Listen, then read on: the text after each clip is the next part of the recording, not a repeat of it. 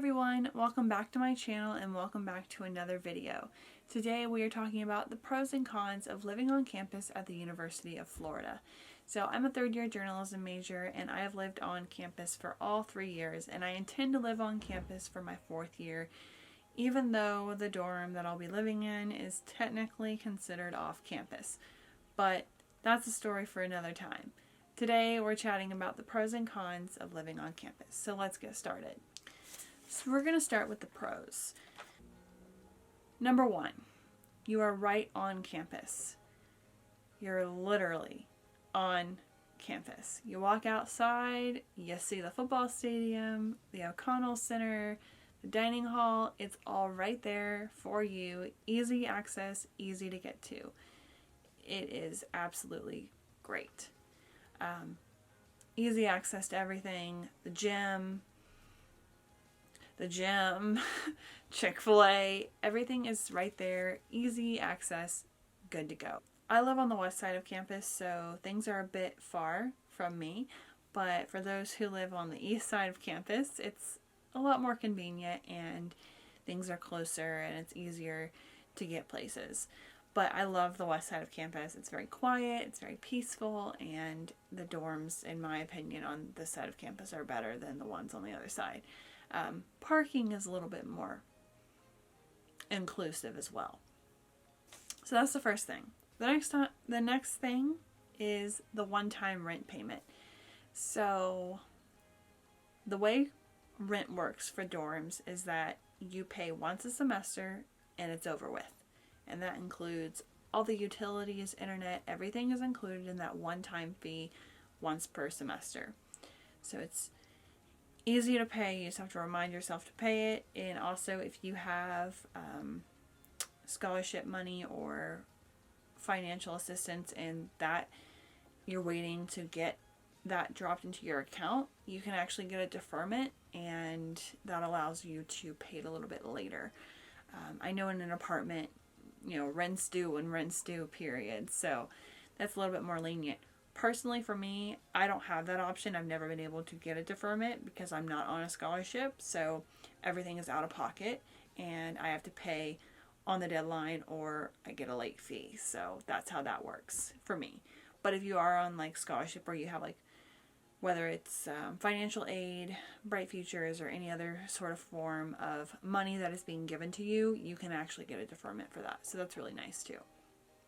Again, one-time rent payment, all at once, easy peasy. The next thing is that maintenance and repairs are included in your rent. So I've had a couple instances in my 3 years here where I've had to have maintenance come by to fix a couple things, whether it was hooking up my TV or unclogging the shower drain or fixing the AC when we didn't have heat. It's all been included in the rent, no external cost to me, so that's good. The next thing is community involvement. My freshman year, everyone was super involved and you felt like you had an instant community. I know my roommates and I, we had the best time freshman year. I mean, some of those memories I'll never forget. My roommate and I went zip lining, okay? Zip lining at Lake Wahlberg. That's something I'm never going to forget.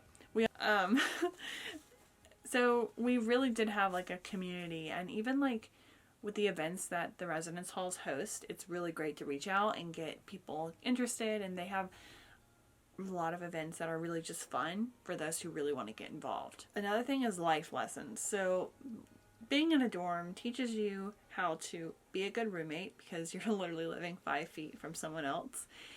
And it also teaches you how to negotiate because every year you have to sign a roommate contract.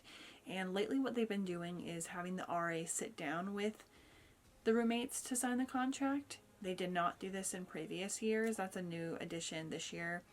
And so that's something that they do require now.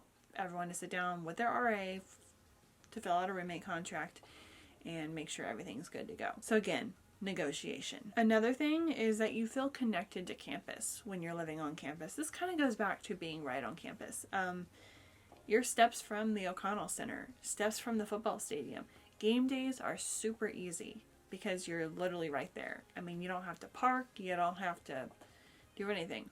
All you have to do is walk to the stadium. Easy. Another thing is safety. So one thing that was definitely important for my parents if I was going to stay on campus was knowing that UFPD was right around the corner.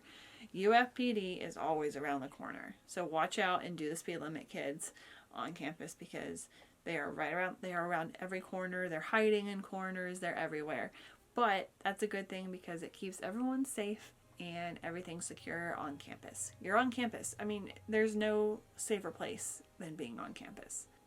But yeah, so being on campus also gives you access to the meal plan. If you have it, you have ready access to it. Some of the dining halls are within walking distance to the dorms. The closest one to where I live is Gated Corner Dining, and that's close to most of the ones on the west side of campus. So if you do live on the west side of campus, that's the closest one. And it's convenient. You can just go, walk in, get your food, and walk back out, and it's all there for you. Easy access, especially if you are on the meal plan. If you guys have any questions about the meal plan, I personally don't have it, but if you want to know more information about why I decided not to get it, let me know, and I can definitely either respond to your comment or do a blog post about it on my Around the Swamp blog. So check that out. Now moving on to cons. So the first con is that you are most likely sharing a room. And this means you're living with someone 5 feet apart from you. So privacy isn't really a thing in a dorm. I would recommend everyone live in a dorm though their freshman year if they can. It's definitely worth the experience. And I had a random roommate and it worked out great. Second year, I was tired of being in the dorm, so it was a little bit rougher. Classes were more difficult, so that was a combination of things too. But it was really a good experience overall. Living in the dorm with someone 5 feet apart teaches you a lot. You'll definitely learn some life lessons from it for sure. Okay, so again, you're most likely sharing a room and you don't have privacy. So you don't have a chance to have quiet time or just peace and quiet in general unless your roommate's gone. And I mean, I know my freshman year I studied in the dorm because that was where I was most comfortable. That's what I did in high school, and I didn't really want to go to outside study spaces because when you do go to outside study spaces, you kind of have to be on guard around your stuff. Like if you have to go to the restroom, you have to take your computer with you because it's not secure to just leave it there because someone's probably going to steal it. So there's that. Again, you don't have privacy and you're most likely sharing a room. Another thing is that it's expensive. Dorm life is not cheap. Between what you pay for parking, if you get private parking for Infinity, that's another $600 on top of, the $3,000 plus rent. It's not cheap. And the price of a single dorm where you have your own room is the equivalent of a $600 monthly apartment.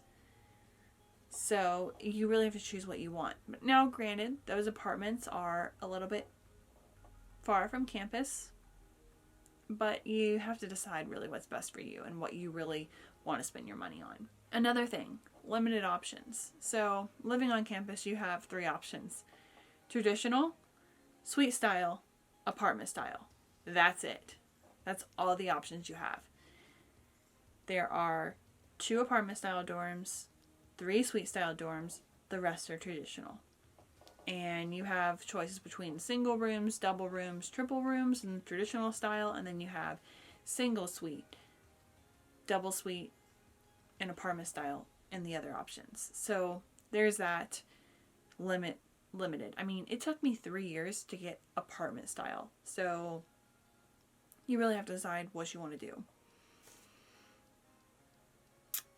Another thing, you're sharing a bathroom most likely. You don't have a private bathroom. So if you're not used to sharing a bathroom, you might not want to live on campus. Depending on what kind of dorm you're living in, you may be sharing a bathroom with between 3 to 40 people. So it's really up to you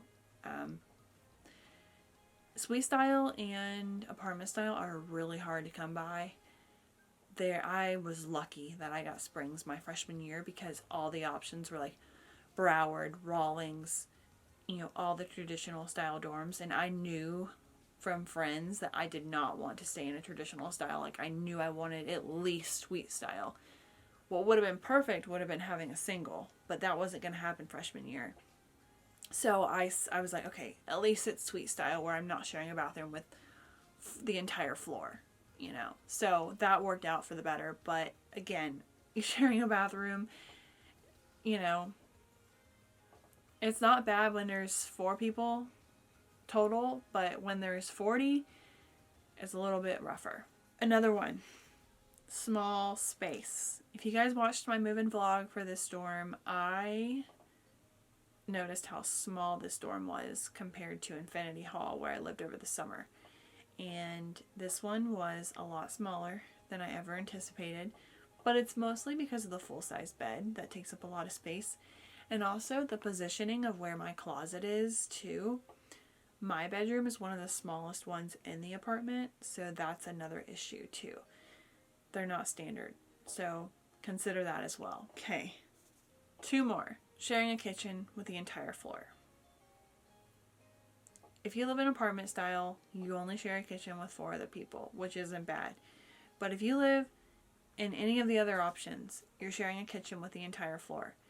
And for me, I'm actually going back to Infinity next year because apartment style just wasn't available when I went to go select this time. So that goes back to limited options. I am going back to Infinity because that was the only single suite available.